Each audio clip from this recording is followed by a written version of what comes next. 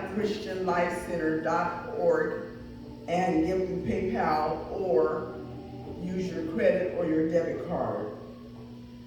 You can also feel free to mail in your tithes, offerings, donations, whatever you would like. You can mail it in to Albina Christian Life Center or ACLC Church at P.O. Box 11, that's 11712, Portland, Oregon 97211. Again, ACLC Church. Make your checks or your money orders payable to ACLC Church and mail it in to P.O. Box 11712, Portland, Oregon 97211. And we will receive your love gift.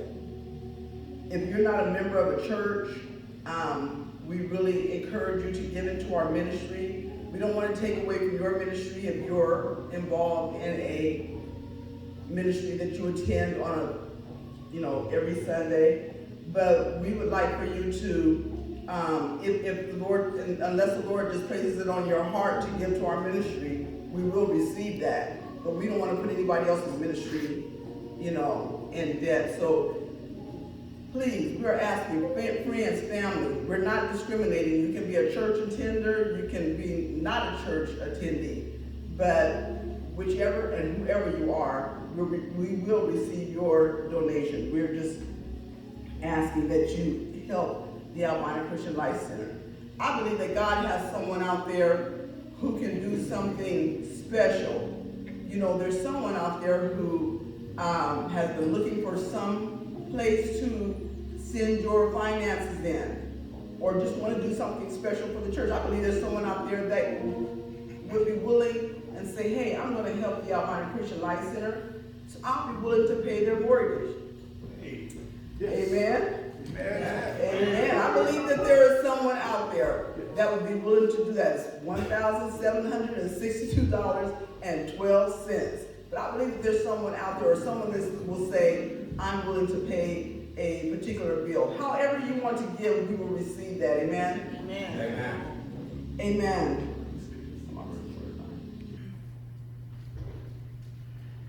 And for your hearing, I would like to read from the 8th verse through verse 10. 2 Peter 3, 8 through 10. And I would just like to say that we appreciate all of you for joining us in our morning celebration here at Albina Christian Life Center on Bishop Marcus Irving. But from the 8th verse of 2 Peter, the 3rd chapter, it reads, But beloved, be not ignorant of this one thing, that one day is with the Lord as 1,000 years, and 1,000 years as one day. The scripture that I'd like to share with you, which will be where we receive our text, the Lord is not slack concerning his promise, as some men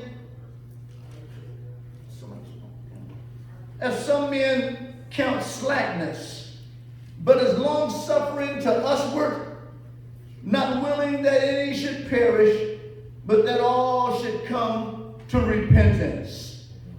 But the day of the Lord will come as a thief in the night, in the which the heavens shall pass away with a great noise, and the elements shall melt with fervent heat.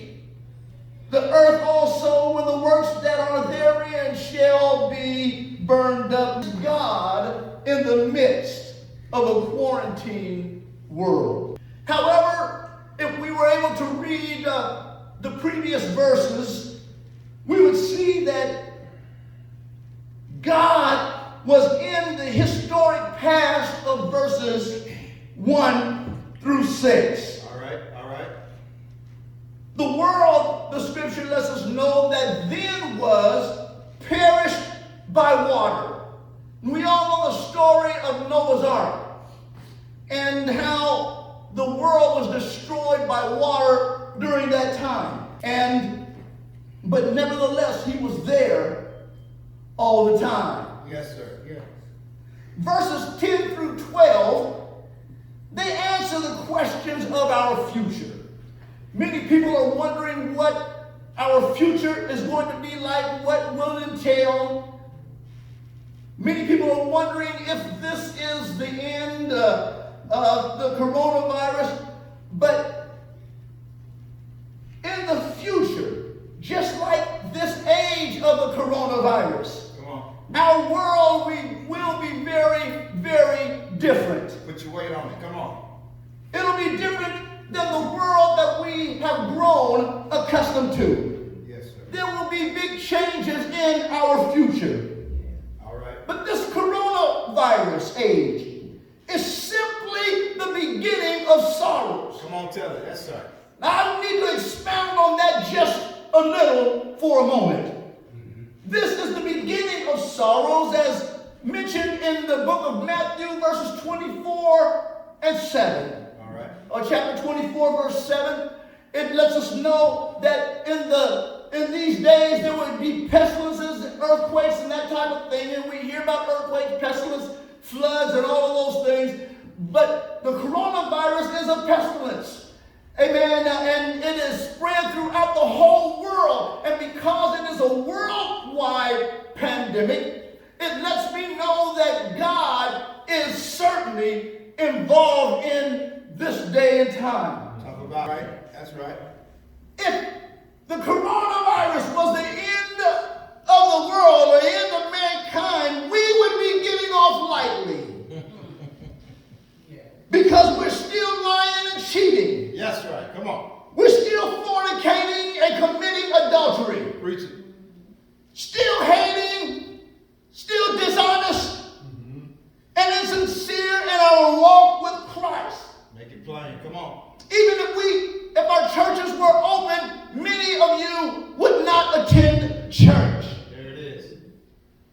But as I mentioned on a video that I did this past week, there is no men that are able to change the course of our world right now. The pharmacists and the scientists are studying, looking for a vaccine. But I want you to know that God knows and understands what we are going through. All right.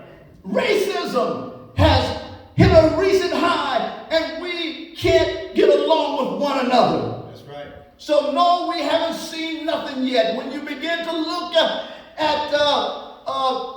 the latter part of our chapter, verses 10 through 12, we see what our future is going to be like when the elements will be burned up with a fervent heat. No, we haven't seen nothing yet. Come on. Let me say to you today that God makes no mistakes. There's a story about a man, he was oppressed by the noonday heat. And he was a farmer that sat under a walnut tree.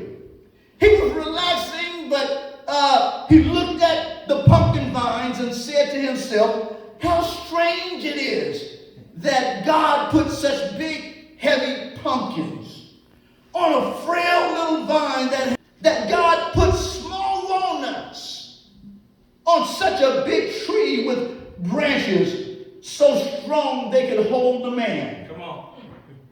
But just then, a breeze dislodged the walnut from the tree. The tired farmer wondered no more as he rubbed his head ruefully and said, it is a good thing that there wasn't a pumpkin instead of a walnut. All right. All right. See, hopefully when the breezes of life blow, you will remember that God, who is great and wise, makes no mistakes. He deserves our praise even in the midst of our circumstance. That's right. So there is no mistake with God.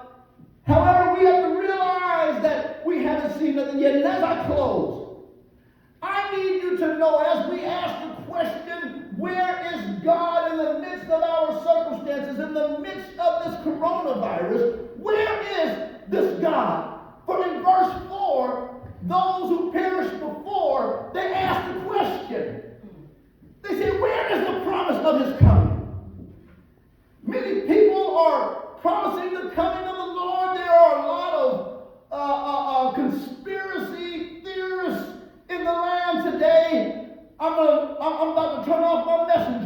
because I'm getting so many videos of what everybody's thinking. Right. And all those videos are putting fear in people. Mm-hmm. Amen. One this morning said that we got to stay inside because they're going to be spraying for the coronavirus at 10 o'clock in the morning. The devil is a lie. According to 2 Peter verse 3 and 9, as I close,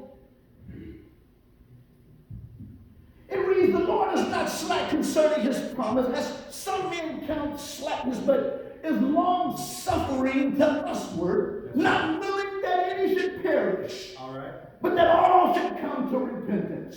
We ask God, when we look at the previous verses of 2 Peter, we see what God spoke in this declaration of the past. When we look at the former verses, or the previous verses, latter verses rather, of 2 Peter 3, we see the promise of the future. We have the past and we have the future. That's right. Now I need you to know that in verse 9 it talks about right now. It talks about right here in the midst of a corona quarantine world.